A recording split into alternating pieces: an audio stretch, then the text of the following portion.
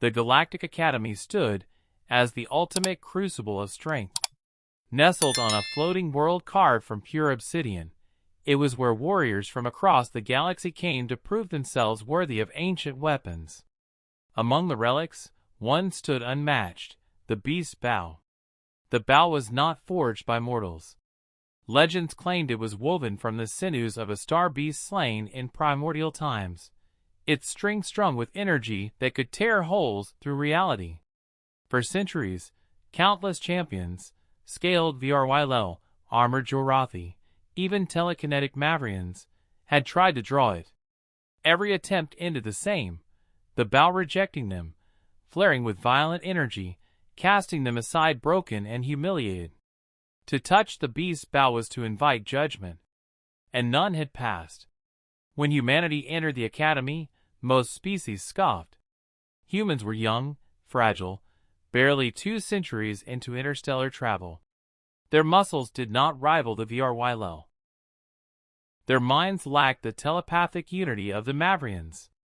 To many, they were a curiosity at best, cannon fodder at worst. Yet one human cadet, Elara Veyne, walked the obsidian halls with quiet resolve. She was not the tallest nor the strongest among her peers.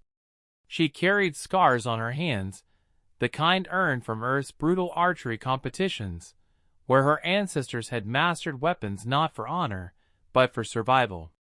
The instructors laughed when she volunteered to face the beast's bow.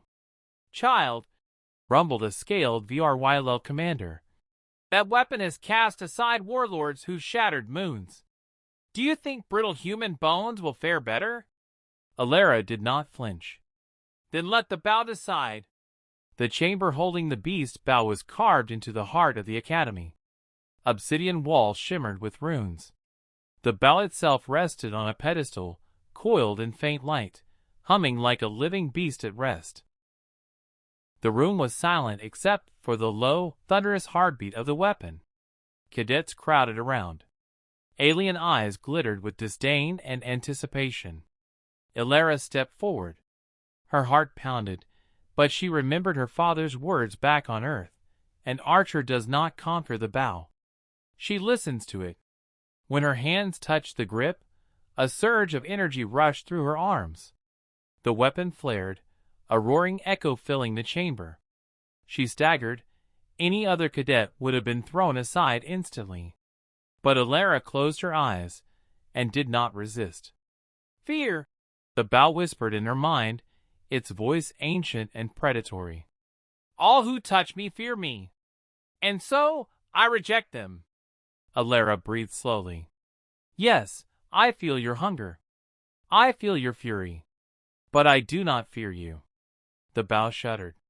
For the first time in centuries, its energy did not burn the challenger. It coiled, curious. With steady hands, Elara set her feet and drew the string. The chamber erupted in blinding light. When the brilliance faded, Elara stood with the beast's bow fully drawn. Its string sang, a sound like a star being born. An arrow of pure energy blazed into existence, humming with destructive power. The onlookers were frozen. "Impossible," whispered a Mavrian elder, his telepathic calm shattered. "No," growled the VRYL commander, all cutting through his arrogance. "She has not conquered the bow. She has befriended it." Elara loosed the arrow. It struck the far wall, and the reinforced obsidian cracked open like fragile glass, light spilling from the wound. Gasps filled the chamber. The beast's bow purred in her grip, satisfied at last. From that day, the academy changed its tune about humans.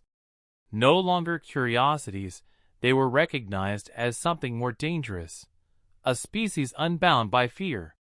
Where others sought domination, humans sought understanding. Where others trembled before ancient power, humans embraced it with steady hearts. Elara did not raise the beast's bow to claim superiority. She lowered it, nodding with quiet respect, as though the weapon were a partner rather than a prize. And the galaxy understood a truth it had long ignored. The strength of humanity was not in muscle or mind alone. It was in their will to face the unfathomable without flinching. And so, the bow that had refused all for centuries now had a bearer, one who drew it without fear,